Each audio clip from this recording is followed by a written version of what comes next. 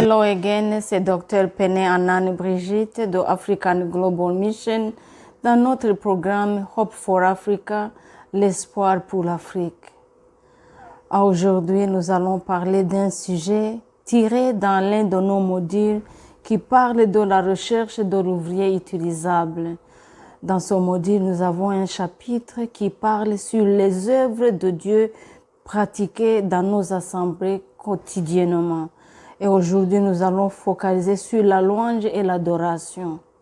Comme vous le savez, Psaume chapitre 22, verset 3 nous dit que Dieu siège au milieu de la louange de son peuple. Sur la louange et l'adoration créent une atmosphère, une tribune pour que Dieu puisse faire ce que Dieu fait. Sur la louange et l'adoration créent une atmosphère dans laquelle nous expérimentons la présence de Dieu et nous expérimentons la visitation de Dieu au milieu de nous. Lorsque nous prions selon le modèle que Jésus nous a laissé dans ce que vous appelez communément la prière de notre Père qui est aux cieux, nous voyons que les trois premiers points cités dans ce récit sont purement sujets de la louange et de l'adoration. Quand nous disons que ton nom soit sanctifié, que ton règne vienne, que ta volonté soit faite sur la terre comme au ciel, nous devons concrétiser ça dans la louange, à travers la louange et l'adoration. Malheureusement, aujourd'hui, nous voyons un cafouillage dans ce que nous faisons à l'église. La louange et l'adoration qui étaient censées créer l'atmosphère bienveillante qui attire la présence de Dieu au milieu de nous est devenu un cafouillage, ce qui fait que le résultat n'est pas ce qu'on devrait avoir. C'est dans la louange et l'adoration que Dieu nous visite et que nous sentons la puissance de Dieu. C'est à ce moment précis qu'il y a des miracles. C'est là où il y a les guérisons. C'est là où les stériles reçoivent la fertilité. C'est pendant l'adoration que nous sentons la puissance de Dieu au milieu de nous. Malheureusement, le cafouillage que nous avons dans nos églises souvent a été créé par les chantres qui n'ont pas été formés. Ils ont chanté dans le monde, dans le temps, et à cause de leur potentiel vocal, ou bien peut-être ils ont été recommandés par quelqu'un, ils se trouvent au milieu de nos assemblées et ils chantent très bien la voix, mais l'onction et la voix, c'est deux choses différentes. Là-haut au ciel, le trône de Dieu se trouve au milieu de la louange et de l'adoration. Quand nous regardons dans l'Apocalypse, chapitre 4, le verset 8 nous parle des quatre vivants qui sont devant Dieu continuellement et qui disent jour et nuit, Saint, Saint, Saint est le Seigneur Dieu, le Tout-Puissant qui était, qui est et qui vient. Nous voyons aussi les 24 vieillards qui se prosternent devant celui qui est assis sur le trône et ils adorent celui qui vit au siècle des siècles et ils jettent leur couronne devant le trône en disant « Tu es digne, notre Seigneur et notre Dieu, de recevoir la gloire et l'honneur et la puissance, car tu as créé toutes choses et c'est par ta volonté qu'elles existent et qu'elles ont été créées. » Vous voyez que Dieu qui siège au milieu de la louange a créé un système qui lui procure la louange et l'adoration non interrompue et non corrompue. Mais nous aussi ici, quand nous voulons expérimenter la visitation de Dieu, quand nous voulons sentir la présence de Dieu, nous devons créer la même atmosphère. Nous devons créer la même atmosphère parce que c'est l'atmosphère familière à Dieu. C'est l'atmosphère bienveillante qui attire le cœur de Dieu vers nous. Mais comme je le disais tout à l'heure là, malheureusement, nous avons défailli à cette tâche si sainte et si noble. Et cette défaillance cause que le résultat est chaotique. Nous ne sentons plus la présence de Dieu au milieu de nous. Nous ne sentons pas sa visitation. Aujourd'hui, c'est très difficile de tracer la ligne de séparation entre le monde et la maison de Dieu. Nos chantres trouvent les modèles dans le monde et ils amènent ça dans la maison de Dieu. Et ça devient un sujet chaotique, comme je le dis, parce que ce n'est pas seulement le vocal, ce n'est pas seulement le style et les gestes. Ça devient un peu ridicule parce que dans certaines chansons qui sont censées être la louange et l'adoration, si tu retires le mot Jésus et que tu remplaces ça avec Jessica, la chanson va continuer comme rien n'était.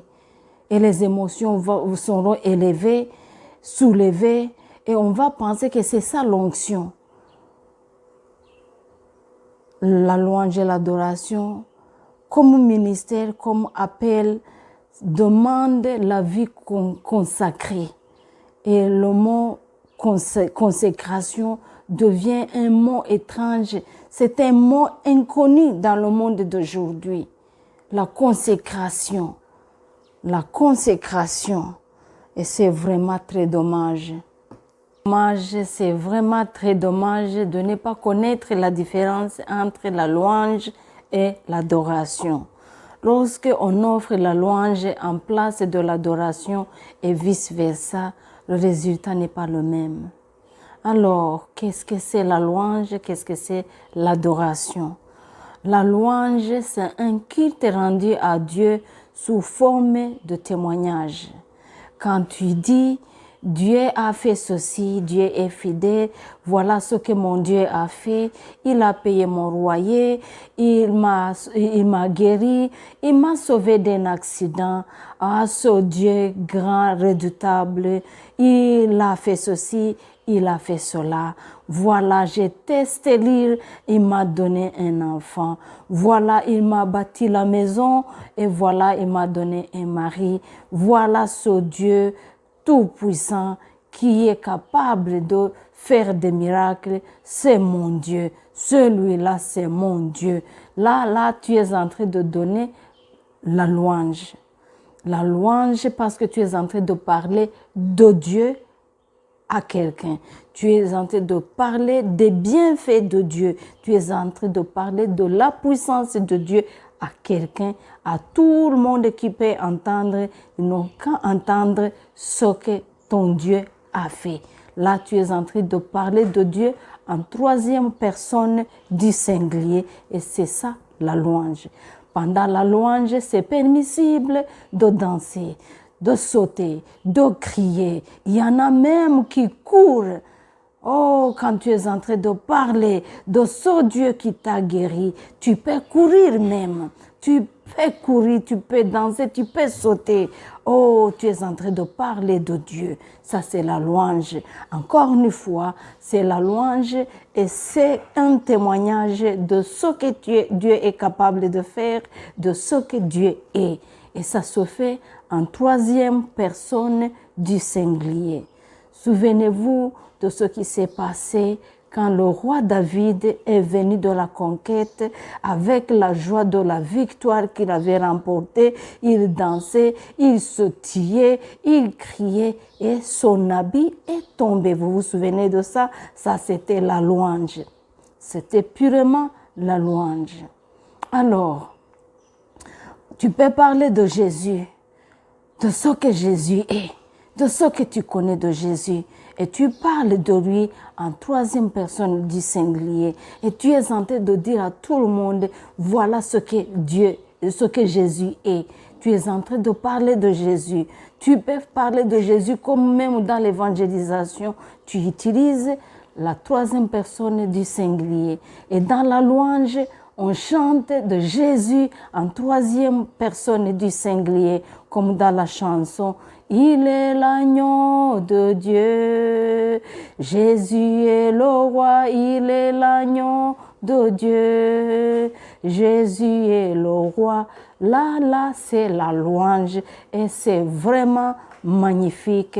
Tu es en train de parler de Jésus, de ce que tu connais de Jésus et tu peux utiliser ça pour dire aux autres ce que Jésus est. Jésus, il est l'agneau de Dieu. Jésus, il est le roi de rois. Nous chantons souvent, il est le roi de rois, le Seigneur des seigneurs. Son nom c'est Jésus, Jésus, Jésus. Oh, il est le roi dans la troisième personne du singulier. Ça, c'est la louange.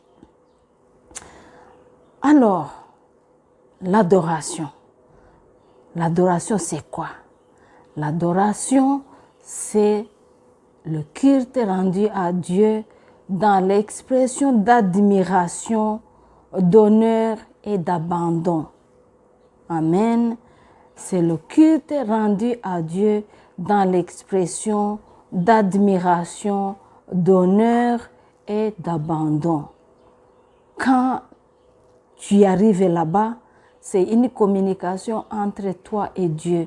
Tu ne parles plus de Dieu, mais tu parles avec Dieu. Tu ne parles plus de Jésus, tu parles avec Jésus.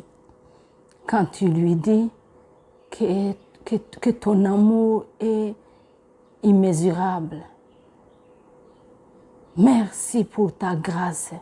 Merci pour cet amour inconditionnel. Tu as fait ceci, tu as fait cela. Tu m'as ramené en vie.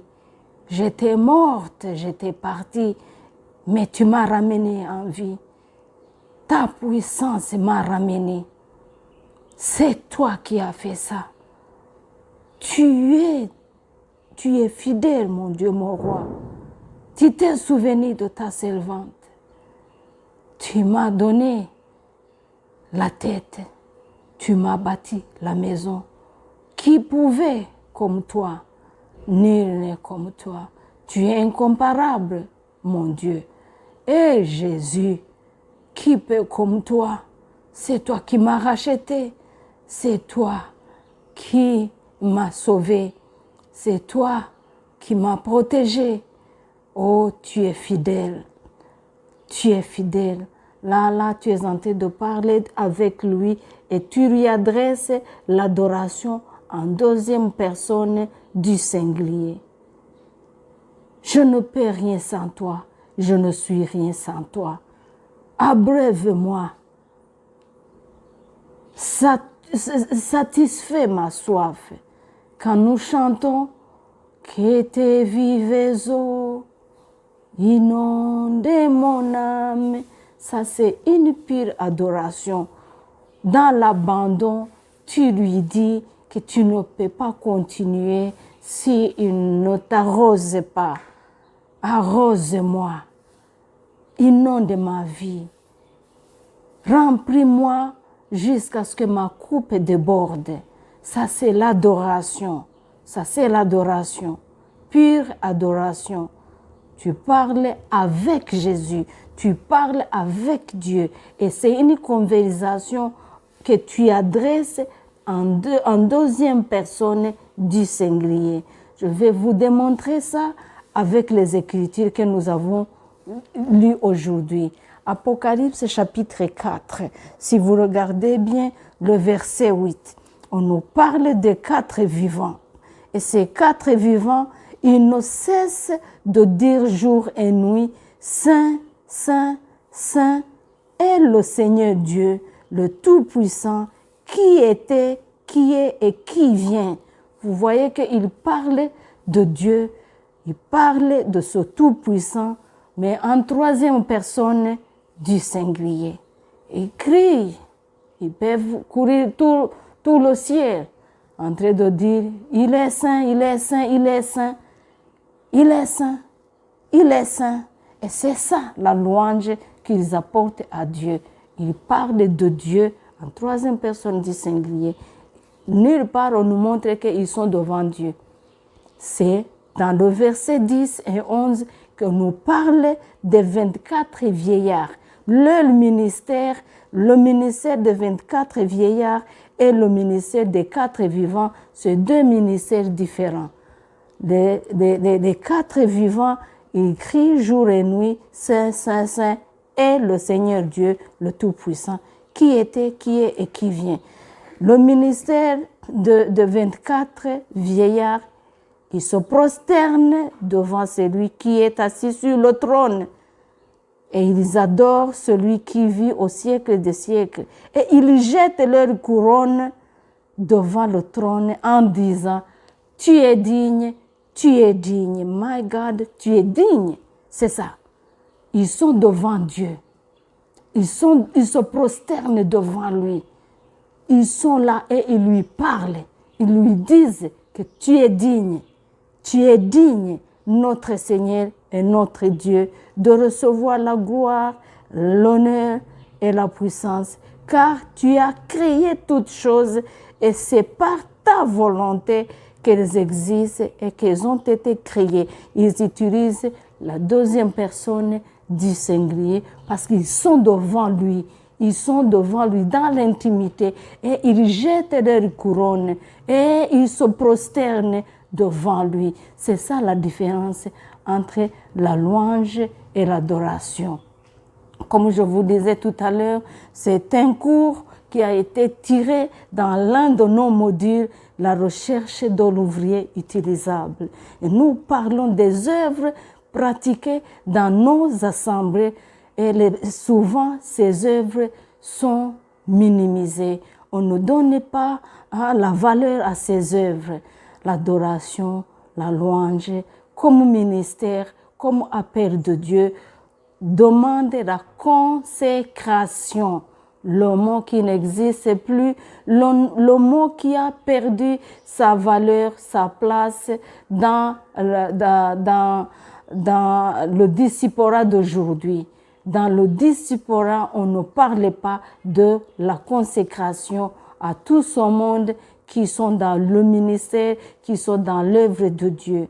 Je vous demande de vous abonner, de cliquer et de partager cette vidéo pour que la prochaine fois, vous puissiez recevoir nos enseignements. Cliquez la cloche de notification. Que le Seigneur nous soutienne. C'était Dr Pene Anane Brigitte de African Global Mission dans notre émission Hope for Africa, l'espoir pour l'Afrique. À la prochaine.